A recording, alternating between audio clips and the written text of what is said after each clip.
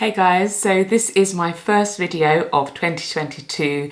I'm so glad to be back recording. I took a mini YouTube break over the past week and a half, and so I'm back and I hope that you're having a good new year so far. So in today's video, I really wanted to kind of take it back to the basics in a way because there's quite a few new people around here, and one thing that's really important for me on my channel is that nobody feels left behind. So wherever you are on your financial journey, whether you are just starting out or you're quite far and you're into your investments, etc., I really want to make sure that everyone feels like there's something here for them, and I've spoke about this in the past. And so this video is kind of a back to basics video. So if you are somewhat new on your financial journey, then I hope that you're going to find this video particularly useful. So you may or may not remember in school learning about Maslow's hierarchy of needs. And this was essentially kind of talking about how humans are motivated, the psychological aspects of motivation, and basically the bottom of the pyramid are the things that have to be kind of satisfied first, which I think was physiological needs, and then you work your way up the pyramid to all the way to the top where you get to self-actualization. So this is obviously not what I'm going to be talking about in today's video, but it is a similar concept. So instead of looking at Maslow's hierarchy of needs, we're going to look at the financial or finance hierarchy of needs. So I will link below the article that I found that talked about this if you want to check it out for yourself, but we'll just jump straight into it and talk about the first bar at the bottom of the pyramid. So the first bar at the bottom of the pyramid in terms of your financial needs that need to be met is categorized as cash flow and basic needs. So this is essentially money that you need to kind of meet those needs that we all need as humans. So that's really having a roof over our heads so we're warm and dry. That's making sure that we have energy for our utilities, whether that's water, heating, air conditioning, whatever else. Lights, we need lights nowadays. Of course, food on your table, transport that you may need to get to and from work, etc. So these are really the basic things that your money needs to meet. Now, of course, this sounds like common sense. Like, of course I need money to do these things.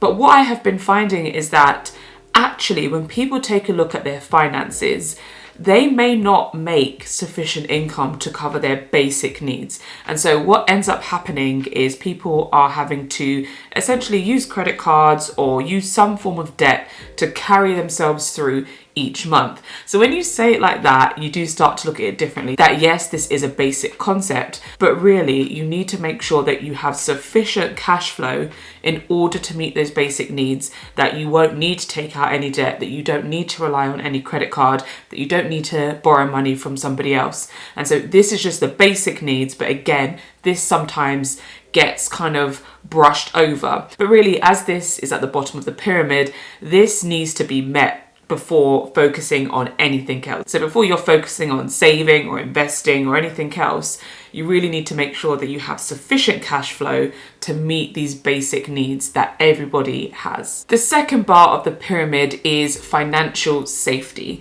So this is where you start getting into the insurances. So this may be an insurance for like a disability type of insurance, so that if you were to fall ill and you could no longer work, that you would still be able to have some kind of income coming in. This of course could also be things like house insurance, rental insurance, whatever else. The goal of this pyramid is that when the unexpected happens, when circumstances crop up that you never imagined would crop up, that you have things in place so that you're still able to cover those basic financial needs if anything was to occur. Another type of insurance that's really important is life insurance. In particular, if you are somebody who is like a main breadwinner in the house, or you have dependents, then life insurance is really important, because if again the unexpected happens to you, you really want to make sure that the people who are left in your life are covered and are okay financially.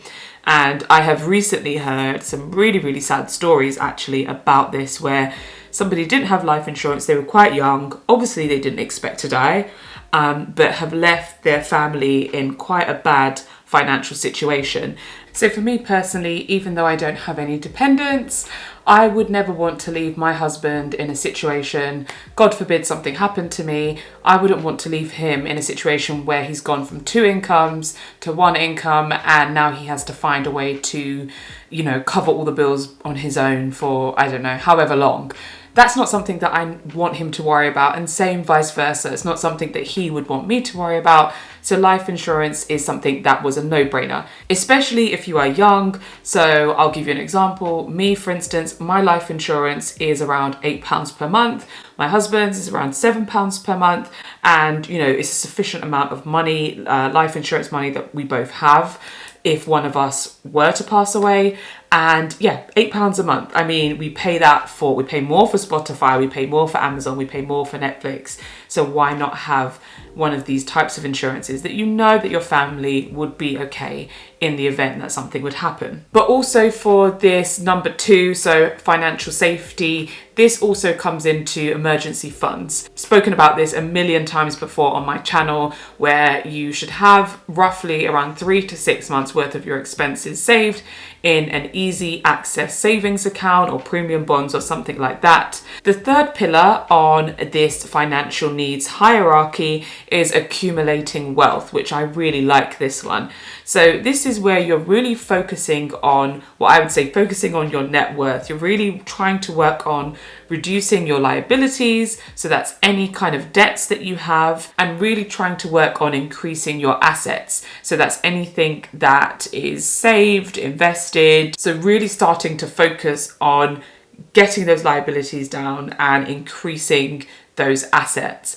And this is a good stage to be at. I feel like this is the stage that I'm personally at, where I'm really just every month, I'm really tracking my net worth. It takes me about a couple of minutes each month to fill in my spreadsheet and to track everything. So I put in all my liabilities, what they are, all my assets, and I'm watching my net worth grow. And one thing that I've realized about this stage where you're really working on accumulating wealth is that you're starting to go less from thinking about day to day, week to week, even month to month, and you're starting to think year by year or even decade by decade. And this is an interesting concept. I remember reading or hearing, I can't remember, years ago, that poorer people who, are maybe struggling financially tend to think day by day. They're thinking about today, how do they get through today, and how they're going to get through tomorrow. And they can't really think much further than that because their resources are limited. Whereas wealthier people tend to think year to year, decade to decade. And that allows you to really start to focus on building long-term wealth because you're starting to have the mindset of longevity. How do I make sure that my money is going to stretch over 10, 15, 20 plus years? And so what you find yourself doing is putting in habits and practices that will enable you to have that type of financial security, safety, wealth for a longer period of time. The fourth point on this pillar is financial freedom, which of course for me is just a great phrase, which I love because of course that's what I'm working towards. So financial freedom. And at this stage, I would say it's really about you would have built wealth or you're building wealth and now you're getting to kind of reap the rewards of that wealth being built over time. Your money no longer dictates what you can or cannot do. It doesn't dictate the type of job you have. It doesn't dictate generally what you decide to do in the day or not do in the day. You become the captain of the ship. You decide what you want to do for work. If you want to volunteer, you decide how you spend your days, how you spend your weeks, how you spend your months. And this all comes from really tackling each point in the pyramid and working your way to this stage. But you also may be thinking about later on in life. So when you get older, you may want to put things in place that you would have sufficient funds for longer term care.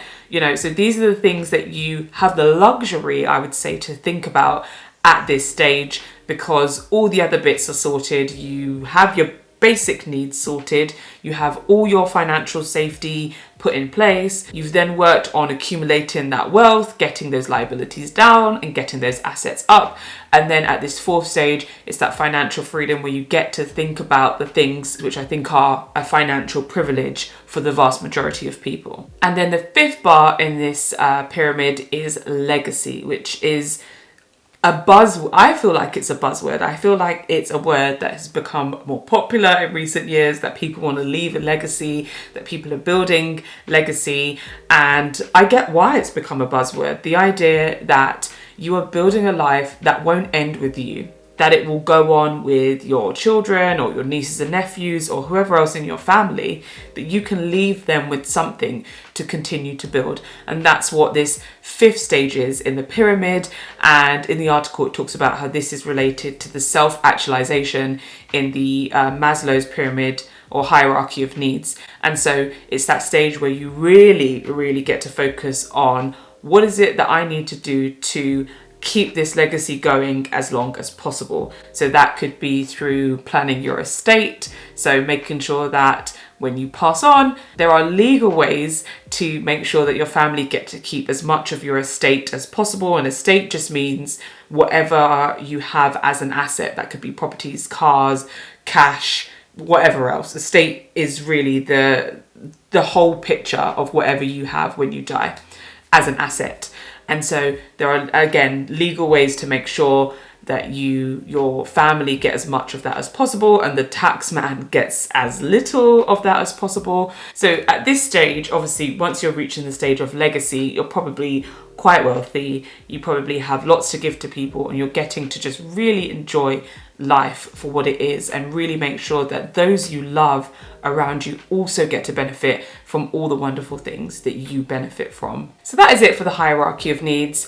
I hope that if you are starting your financial journey, that this has given you just some idea of the types of things that you need to be worrying about at which stages. But I also have other videos such as ways to check if you're financially healthy, roadmap to early retirement, that you also may find really helpful for you on this journey that you're on. So I'm believing for all of us that 2022 will be a great year for us financially, and I thank you so much for always joining me, supporting my channel, liking and subscribing. I'm excited to see what the year has ahead, and I look forward to seeing you in the next video real soon.